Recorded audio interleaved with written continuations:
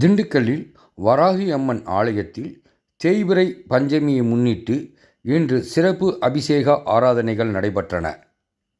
திண்டுக்கல் நகரின் மையப்பகுதியில் அமைந்துள்ள கிழக்கு ரதவீதி ஜான்பிள்ளை சந்து பகுதியில் வராகி அம்மன் ஆலயம் அமைந்துள்ளது.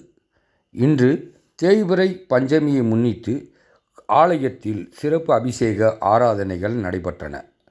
குறிப்பாக வராகி அம்மன் ஆலயத்தில் பெண்கள் ஏராளமானோர் இந்த தேய்பிறை அஷ்டமியை முன்னிட்டு வருகை தருவார்கள்.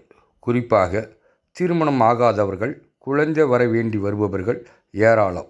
இங்கே இந்த ஆலயத்தில் தேங்காயை உடைத்து தேங்காயில் நெய் ஊற்றி விளக்கு ஏற்றினால் நாம் நினைத்த காரியம் நடக்கும் என்பது இந்த வராகி அம்மன் ஆலயத்தில் ஐதீகமாக நடந்து வருகிறது. குறிப்பாக தேங்காவை இரண்டாக உடைத்து 2 மூடிகளிலும் நெய்கள் ஊற்றி திரி போட்டு விளக்கு ஏற்ற வேண்டும். அப்பொழுது நினைத்த காரியம் நடைபெறும். மேலும் ஆலயம் முழுவதும் பரிவார தெய்வங்களான விநாயகர், சிவன் என உள்ளிட்ட பரிவார தெய்வங்களும் அடங்கியுள்ளன.